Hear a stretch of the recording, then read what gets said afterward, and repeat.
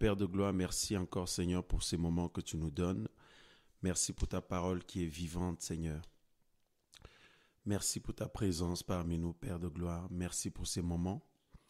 Merci pour ta présence dans la vie de chacun, Seigneur. Merci pour ces instants bénis. Au nom de Yeshua Mashiach. Amen. Voilà, frères et sœurs, nous vous invitons à prendre avec nous la parole du Seigneur dans le livre de Proverbes.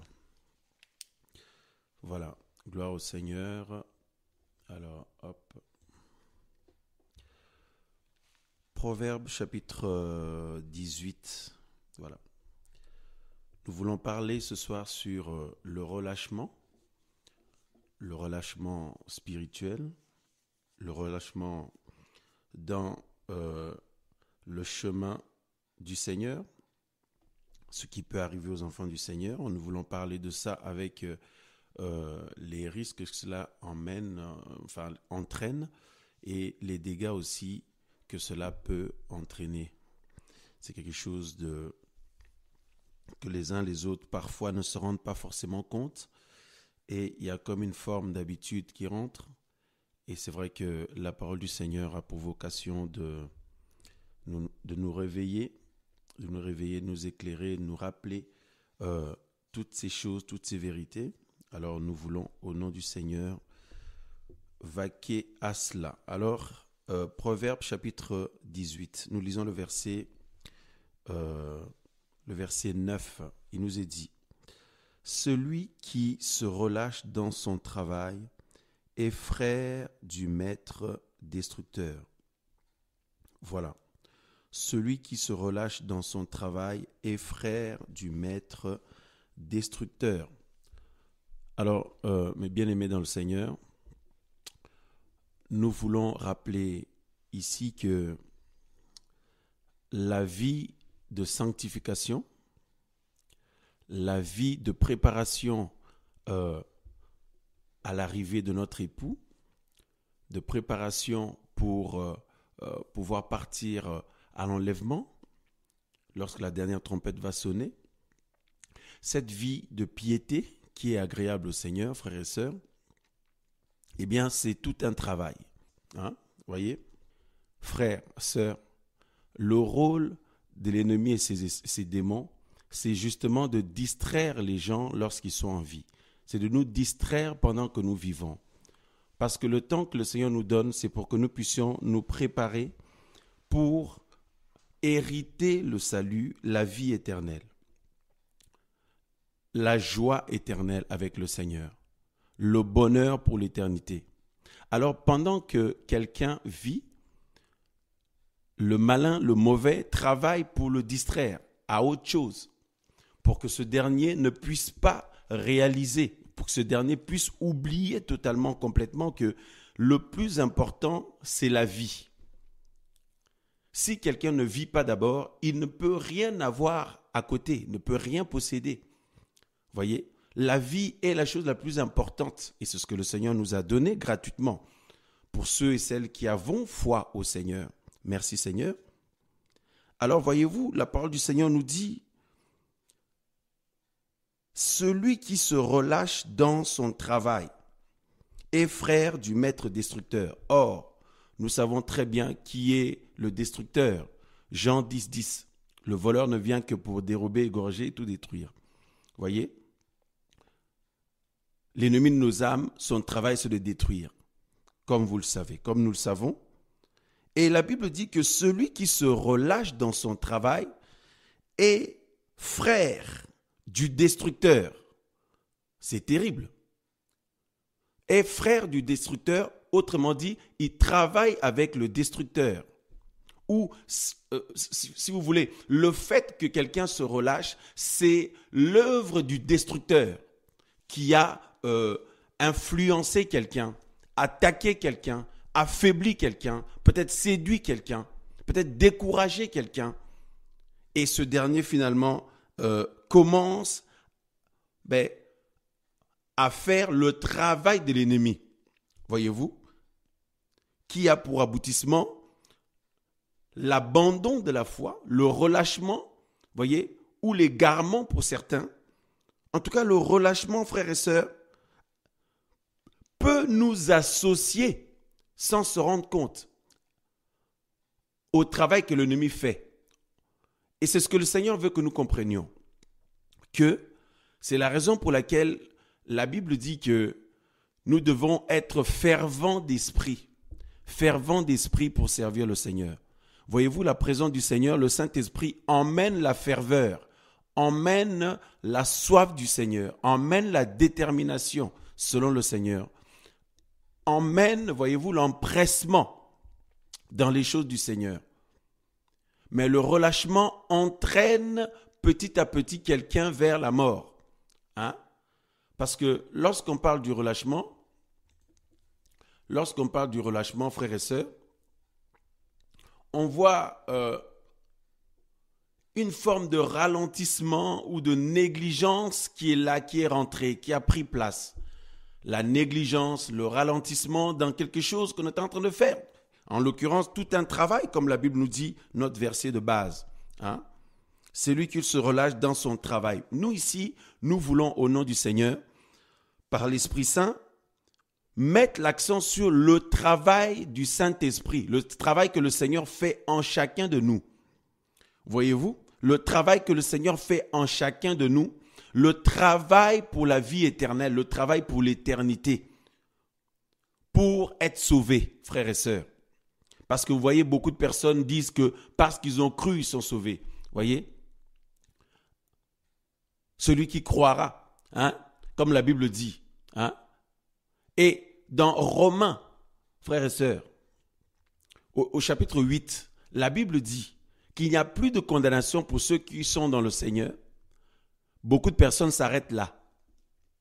Mais la suite de ce verset, on nous dit, mais qui ne marche pas selon la chair, mais selon l'esprit, qui marche dans une vie de victoire et qui ne se relâche pas, parce que quiconque se relâche revient petit à petit au vomi, revient petit à petit à une vie enténébrée en fait. Voyez? Donc la suite de ce verset-là,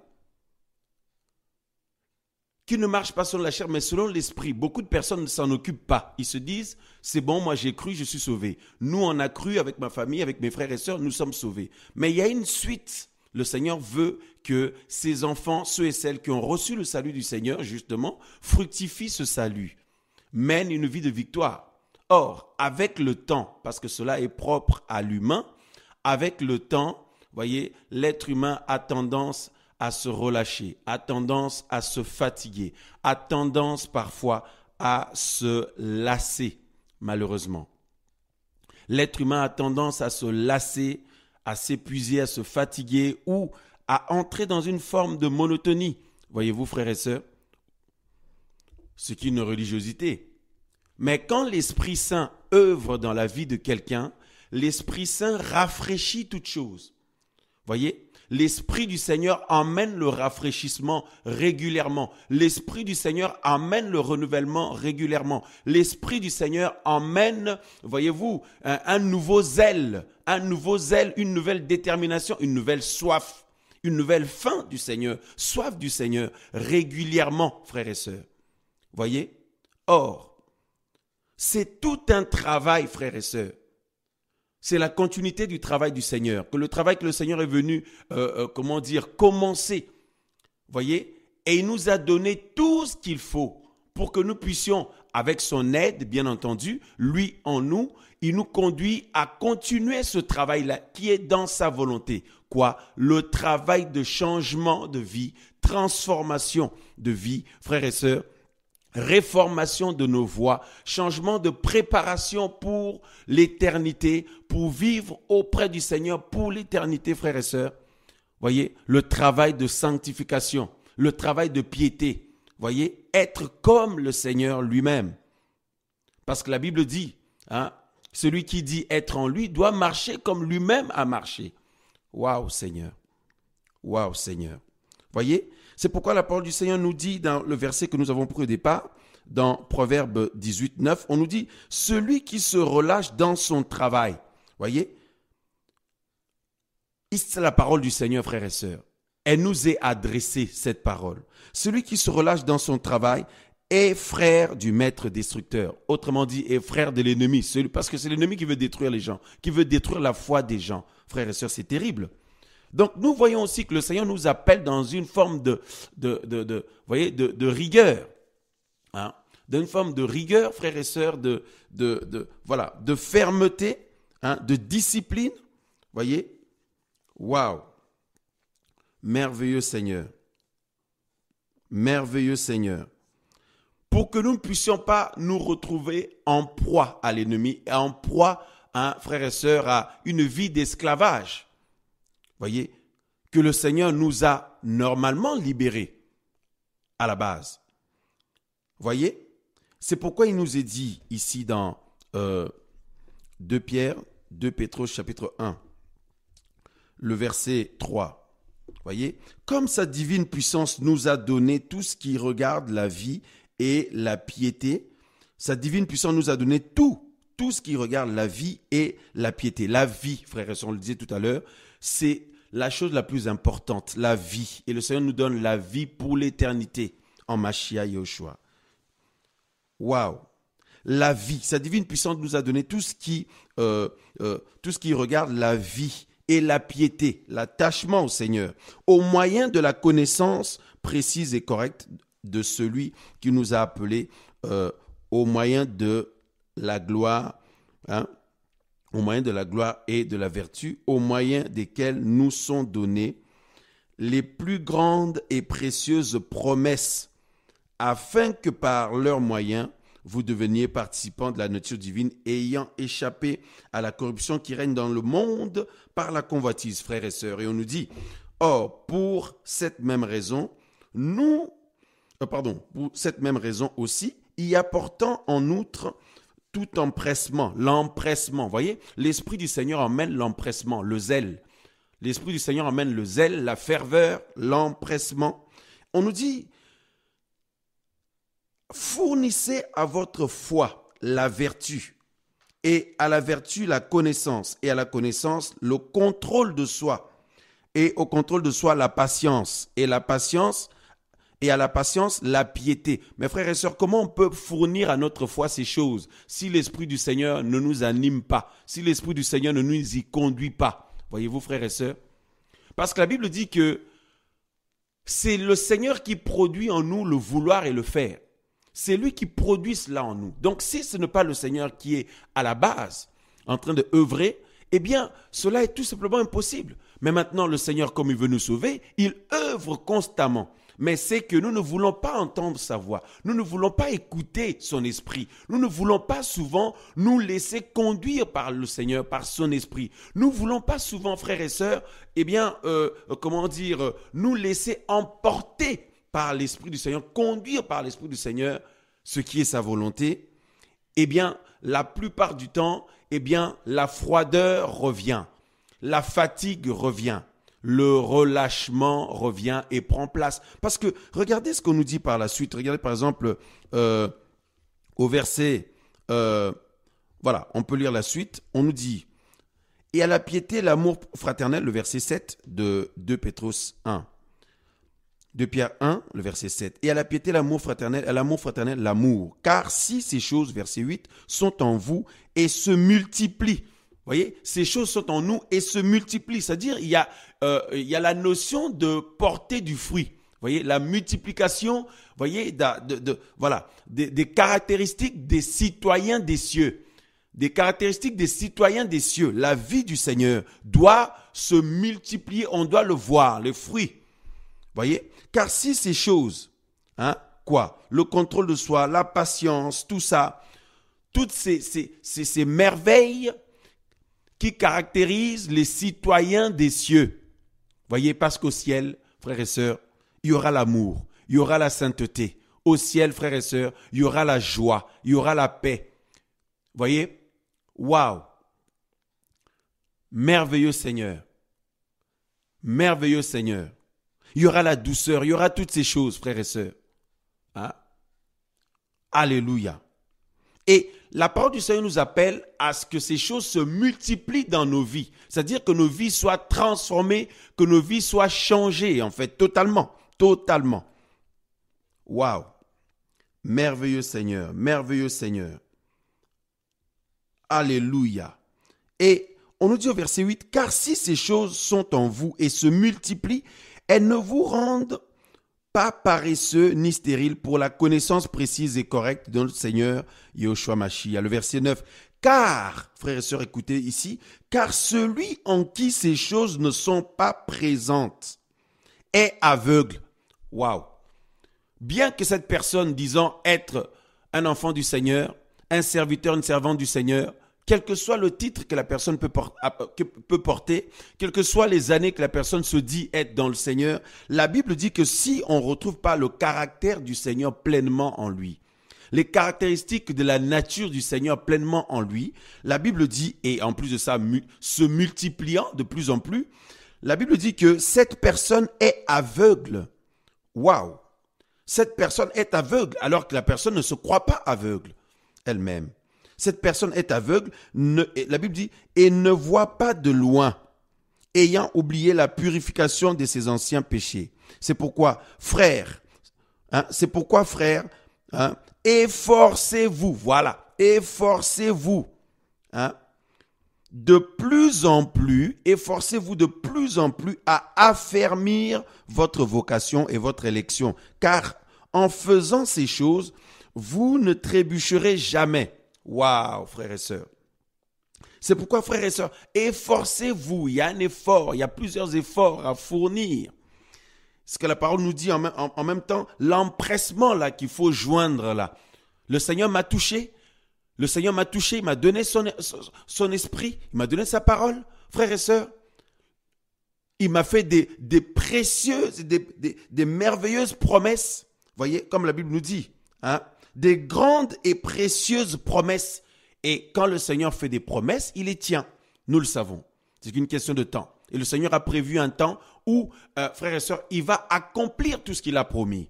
C'est pourquoi nous ne devons pas nous retrouver dans une configuration des moqueurs ou des incrédules qui se disent, où est la promesse de son avènement? Voyez, depuis que le Père existe, toute la nature est pareille, rien n'a changé, etc., etc. Le monde est pareil, etc., la nature, tout ça.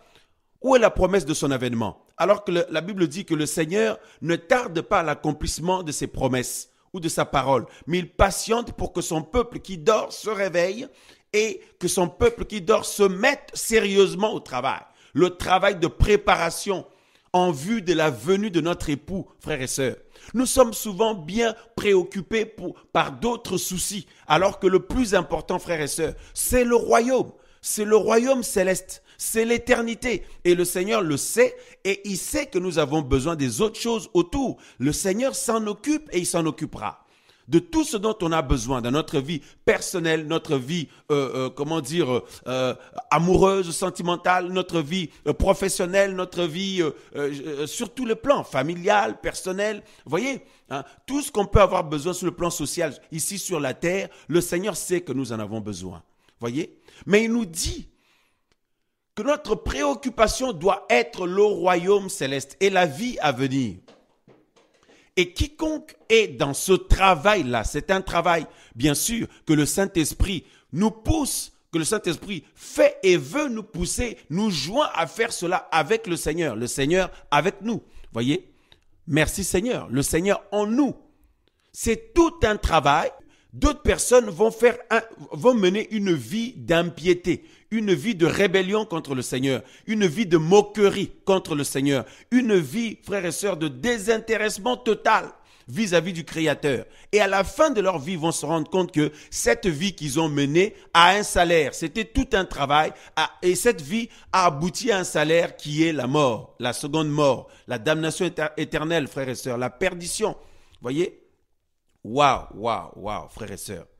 L'enfer dans un premier temps et la seconde mort, les temps de feu et de soufre, pour l'éternité après, pour tous les méchants, tous les impies, toutes les personnes qui n'ont pas voulu du Seigneur pendant leur vie. Alors il se trouve que le Seigneur nous a fait cette grâce-là, nous, vous et moi, mes frères et sœurs. Quelle grâce! Voyez?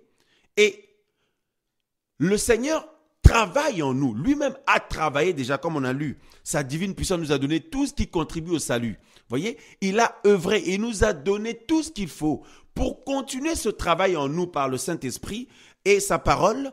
Et le Seigneur veut que nous soyons réveillés, nous soyons éveillés afin de travailler avec lui, d'un commun accord. Le Seigneur veut que nous soyons d'un commun accord avec lui, que nous ne lui soyons pas rebelles, que nous ne soyons pas toujours en train de discuter avec lui, de lui résister. Non, que nous soyons dans l'obéissance au Seigneur, dans la soumission au Seigneur. Voyez? Waouh! Dans un travail d'unité avec notre Père Céleste. Alors le Seigneur œuvre par le Saint-Esprit dans ce sens. Et avec le temps, beaucoup de personnes commencent à se relâcher personnellement. De parce qu'ils ont vécu comme épreuve, de parce qu'ils ont vécu comme situation difficile, ou peut-être ce qu'ils vivent encore comme situation difficile ou épreuve, ou ce qu'ils ont vécu, ou ils vivent encore comme tentation, comme attaque, comme pression, voyez, voilà, comme pression, comme oppression, toutes ces choses. Et aussi de ce que leur corps leur réclame, une forme de liberté charnelle, voyez, la liberté comme les gens qui ne connaissent pas le Seigneur, voyez, voilà.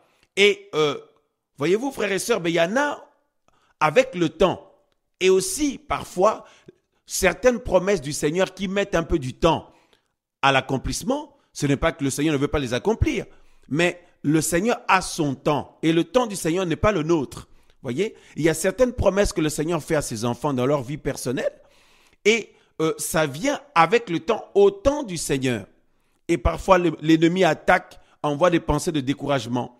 Parfois, il y a des personnes qui, par les paroles méchantes d'autres personnes, chrétiens soi-disant, ou des paroles de découragement d'autres personnes, ou des humains tout simplement, cela commence à les affecter et parfois, il y en a de par toute forme d'attaque qu'ils peuvent avoir la nuit comme le jour. Eh bien, le relâchement commence à rentrer et d'autres, parfois, c'est le raisonnement, le cerveau, le raisonnement, tout ça, l'âme qui commence à venir, voyez, à la charge.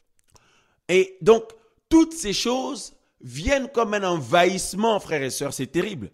Plus la pression spirituelle, l'oppression de l'ennemi, voyez. Et le fait aussi que nous sommes appelés à marcher non par la vue, mais par la foi. Eh bien, à un moment donné, le côté humain prend le dessus. Eh bien, l'enfant du Seigneur, voilà, qui commence à se relâcher, à se relâcher, à se relâcher. Et comme on le disait, lorsqu'on parle de relâchement, frères et sœurs, on voit le ralentissement total, la négligence, vous voyez, et c'est terrible, frères et sœurs. Vous voyez, c'est terrible, hein? Le froid qui rentre, la froideur qui rentre, la lourdeur, voyez-vous, hein? La fatigue, le sommeil, frères et sœurs, l'apesantissement. Voyez, lorsqu'il y a le relâchement, il y a tout ça là, hein? L'apesantissement, la lourdeur, la fatigue, le sommeil, voyez, voilà, hein? Le laisser aller, quoi, hein? Le laisser aller. Waouh. Le laisser aller, hein? C'est terrible. Waouh, Seigneur. Le laisser aller, le temps passe, les jours s'enchaînent. Eh ben, cette ferveur du Seigneur n'est plus vraiment là. Ou alors on sent, l'enfant du Seigneur sent l'esprit le pousser, mais bon, la fatigue, la paresse ont tellement pris place. La paresse a tellement pris place, frères et sœurs. Le laisser aller a tellement pris place. Et en plus, il suffirait que la personne ait vécu un peu de moments difficiles, il y a un peu des situations, un peu fait des mauvais choix sur certaines choses, ou peut-être quelques erreurs et tout. Ben, la culpabilité aussi vient se rajouter à cela et le relâchement commence à être de plus en plus évident, Frères et sœurs, c'est terrible, hein? De plus en plus évident. Waouh. Hein? De plus en plus évident, l'enfant du Seigneur s'endort, s'appesantit petit à petit, s'endort finalement, se relâche. Et le Seigneur ne veut pas qu'on puisse se relâcher.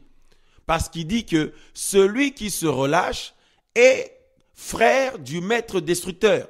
En fait, dans ce processus de relâchement-là, ben, en fait, si vous voulez, ça donne gloire à l'ennemi. Ça satisfait ou, si vous voulez, ça emmène, à l'accomplissement de la volonté de l'ennemi, en fait. Parce que la volonté de l'ennemi, c'est que l'enfant du Seigneur soit par terre, que l'enfant du Seigneur soit complètement neutralisé, que l'enfant du Seigneur soit complètement inactif, que l'enfant du Seigneur soit en train de subir, que l'enfant du Seigneur soit esclave, tout simplement. Que l'enfant du Seigneur redevienne un esclave spirituel, voyez, sur tous les plans.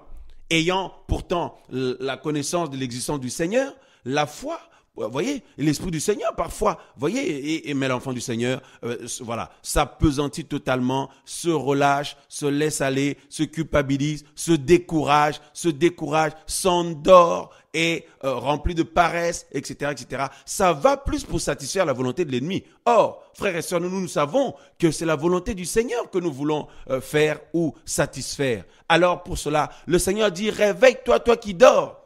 Réveille-toi, toi qui dors. Alléluia. Et quand le Seigneur nous dit ça, frères et sœurs, eh bien, son esprit agit en nous pour nous réveiller. Voyez, alléluia. Parce que quand l'esprit du Seigneur œuvre en quelqu'un, ça réveille la personne, ça éveille la personne, ça allume la personne. Alléluia. L'esprit du Seigneur en nous emmène la vie, voyez, et entretient la vie. Waouh. Hein? Waouh, frères et sœurs. C'est pourquoi la Bible nous dit dans 2 Pétros 2, 10, c'est pourquoi, frères, efforcez-vous, un effort. Parce que, voyez, la Bible dit que sinon, même si le Seigneur nous a touchés, on a vécu des choses merveilleuses avec le Seigneur, mais on redevient aveugle. Parce que quelqu'un en qui on ne trouve pas la vie du Seigneur, la nature du Seigneur, le caractère du Seigneur, voyez, toutes les caractéristiques liées aux citoyens des cieux, voyez, tout simplement ressembler au Seigneur. Seigneur, je veux te ressembler. Je veux être comme toi, mon Seigneur et mon Maître, Yoshua Mashiach. Waouh! Ben celui en qui on ne retrouve pas tout ça, la Bible dit, en plus de ça, que ces choses ne se multiplient pas. La Bible dit que cette personne est aveugle, redevient aveugle. C'est terrible. Ou est aveugle. Hein? Waouh, frères et sœurs. Waouh, Seigneur. C'est terrible, frères et sœurs. Hein? Le relâchement. Et ça vient doucement. Le relâchement, ça vient, vous voyez, c'est subtil, quoi. Hein? C'est subtil, il y a plusieurs éléments. C'est tout un ensemble d'éléments qui s'accumulent. Voyez, quelques déceptions, quelques blessures, quelques déconvenues, quelques mauvaises expériences et le raisonnement. Et parfois, frères et sœurs, quelques attaques, et quelques erreurs et tout. Ben, tout cela accumulé, l'enfant du Seigneur commence petit à petit à se relâcher. Et en se relâchant ainsi, il s'endort. Mais malheureusement, la personne ne se rend pas compte que, comme la parole dit, ben, ce principe-là nous rend, malgré nous, alors que nous ne le voulons pas, nous rend l'enfant du Seigneur frère de l'ennemi ou frère du destructeur, voyez, ou collaborateur du destructeur. C'est terrible, frère. Qui veut être collaborateur de l'ennemi? Personne. On ne veut pas. On veut être collaborateur du Seigneur, être rempli de l'Esprit du Seigneur, travailler en communion avec notre Père Céleste, dans l'unité avec notre Seigneur et notre Sauveur, Yoshua Mashiach, Jésus-Christ de Nazareth. Donc le relâchement est quelque chose que nous devons haïr, que nous devons vomir, que nous devons détester. Le relâchement. Hein? Et l'humain est comme ça. Avec le temps, ben, cette chose vient. L'humain s'habitue à quelque chose, s'en lasse, s'y habitue. Vous voyez, il y a une forme de sommeil, de laisser aller, de religiosité qui s'installe. C'est propre à l'humain. Mais le Seigneur, justement, remarquez que le Seigneur nous a laissés sur la terre en train d'expérimenter, pour que nous puissions expérimenter quoi? L'épreuve du temps. L'épreuve du temps, c'est-à-dire du moment où il nous a sauvés, il nous a touchés, qu'il œuvre en nous pour que sa vie, le fruit de son esprit se multiplie en nous, son caractère se multiplie en nous, frères et sœurs, qu'on le voit, voyez-vous? Eh bien, jusqu'à ce qu'il vienne nous chercher, le Seigneur, eh bien, il y a un temps. Et il y a des gens qui peuvent trouver ça long. Il Il y a des gens qui peuvent en avoir assez ou en avoir marre ou se dire que franchement c'est long et il faut tenir avec toute cette adversité, avec toute cette situation, voilà, toutes ces difficultés et tout. Mais frères et sœurs, c'est le chemin de la croix. C'est le chemin de la croix, le chemin du Seigneur. Nous voulons nous rappeler ensemble que le chemin du Seigneur, c'est le chemin de la croix. Donc, nous ne pouvons pas nous attendre à ce que tout soit tranquille, voilà, qu'il n'y ait pas la notion de difficulté. Mais si, étant dans ce corps physique, il y a la notion de difficulté parce que cette chair, ce corps physique, n'est pas appelé à hériter l'éternité. Non. Donc, il y a la notion que ce corps se plaint. Notre corps actuel se plaint de toutes ces choses, de la vie spirituelle, de la vie du Seigneur. C'est comme une corvée, quoi, vous voyez, pour la chair, pour le corps que nous avons actuellement. C'est pourquoi ce corps n'héritera pas l'éternité. Le Seigneur nous a prévu d'autres corps. Voyez-vous, frères et sœurs. Donc, il y a l'épreuve de temps. Hein? Et nous sommes appelés dans cette épreuve de temps-là, eh bien, effectivement, à apprendre à nous ressaisir, apprendre à être réveillé et éveillé et à rester éveillé. Apprendre à être vainqueur, apprendre à garder la victoire, apprendre à être fervent d'esprit, apprendre à être dans une vie de réveil personnel d'abord. Parce que si quelqu'un n'est pas réveillé, qu'est-ce qu'il va pouvoir apporter aux autres? Voyez, apprendre, frères et sœurs, à s'entretenir dans une vie céleste. Waouh! Et le Seigneur, la Bible dit que il nous a donné tout ce qu'il faut. Il nous a donné sa parole, son esprit. En fait, il est venu lui-même carrément habiter en nous. Frères, c'est terrible. Nous voulons d'abord parler sur le plan personnel d'abord. Waouh, frères et sœurs. Le travail que la Bible nous dit de ne pas nous relâcher, c'est le travail pour la vie éternelle. C'est le travail de sanctification. C'est le travail de l'attachement au Seigneur. C'est le travail de la ferveur du Seigneur. C'est le travail d'être toujours passionné par le Seigneur. Ça s'entretient, frères et sœurs, ça s'entretient. Et l'Esprit du Seigneur a pour vocation de nous aider dans ce sens. C'est le Seigneur lui-même, en fait, qui nous aide. Ça s'entretient, frères et sœurs. Sinon, le relâchement peut rentrer avec une succession ou une accumulation de mauvaises expériences, de mauvaises situations autour de vous, autour de nous ou dans nos vies ou voilà, des douleurs, etc. C'est des moments difficiles, tout ça, là, frère, cette accumulation peut emmener doucement en forme de relâchement. C'est terrible, Waouh, Seigneur. Waouh, Seigneur. Le travail de sanctification, de même que le travail du péché a pour salaire la mort, le travail de la vie avec le Seigneur, d'aimer le Seigneur de tout notre cœur, d'être attaché au Seigneur, de sanctification, d'apprendre, frères et sœurs, à changer, à être transformé véritablement et à s'entretenir dedans. Parce que vous voyez, il y a des gens, ils pensent que c'est parce qu'ils font quelque chose pour le Seigneur que le Seigneur les agrée forcément. Non, frères et sœurs, il faut la vie aussi. Il faut la vie. Voyez, il faut la vie parce que la grâce peut tromper. Voyez-vous, frères et sœurs, c'est la raison pour laquelle Paul lui-même disait, l'apôtre Paulos, il disait que après avoir prêché aux autres, lui-même, il fait un travail sur lui-même de manière à ce qu'après avoir prêché aux autres, il ne soit pas lui-même disqualifié, frères et sœurs. C'est tout un travail. Et la parole du Seigneur a pour vocation de nous réveiller ou de nous tenir en éveil, de nous éclairer. Et le Saint-Esprit œuvre aussi dans ce sens. Mais nous, souvent, nous regardons aux événements que nous pouvons vivre ou expérimenter, ce qui peut nous arriver ou autour de nous, toute la pression que nous vivons, toutes les situations liées en ce temps liées au temps enténébré dans lequel nous sommes, qui sont les temps de la fin. Voyez, et l'enfant du Seigneur, doucement, commence à baisser. Waouh. Le relâchement spirituel. Waouh, Seigneur. Frères, sœurs, le relâchement spirituel. Quelque chose d'horrible. Quelque chose que nous devons détester, vomir. Voyez ? Quelque chose que nous devons absolument éviter dans notre vie. Mais malheureusement, les enfants du Seigneur, en général, ou l'être humain en général, ne s'en rend pas compte, s'en rend compte une fois qu'il est déjà dedans. Voyez, une fois qu'il est déjà bien relâché Et là, ben, les fruits, les choses qui se manifestent, ils se rendent compte que ce n'est pas le Seigneur, ça. Ce ne sont pas des choses du Seigneur. Ça, ce n'est pas le caractère du Seigneur. Ce ne sont pas les réactions du Seigneur. Ce n'est pas le tempérament du Seigneur. Tout ça, ce n'est pas la vie du Seigneur. Voyez, etc., etc.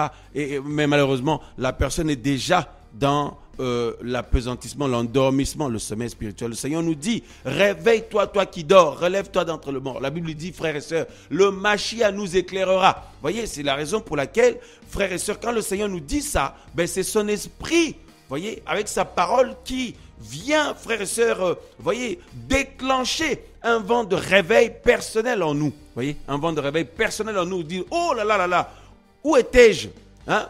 Où suis-je? Que m'est-il arrivé? Qu'est-ce qui se passe? Qu'est-ce qu'il y a autour de moi? Je suis dans quel environnement? Qu'est-ce qu'il y a autour de... Frère, voilà, il y a une prise de conscience personnelle et le désir, frères et sœurs, de se ressaisir, le désir d'être debout, le désir de rester debout ou rester éveillé pour ceux qui ne se sont pas endormis. Voyez-vous? Parce qu'il y en a aussi. Voilà. Mais avec humilité, nous parlons avec humilité parce que tout être humain, hein, nous sommes tous limités sur plein d'aspects, voyez. Donc, c'est avec humilité que nous nous présentons devant le Seigneur et lorsque nous partageons sa parole également. Voyez-vous, frères et sœurs, alléluia. Waouh. Et alors, le Seigneur déclenche un réveil personnel, une prise de conscience personnelle. Waouh, Seigneur. Waouh, Seigneur. Waouh, Seigneur. Que le nom du Seigneur soit loué. Excellente soirée à tous, frères et sœurs, et merci Seigneur pour sa parole qui nous réveille, qui nous fait du bien à l'homme intérieur. Merci Seigneur. Bonne soirée à tous. Amen.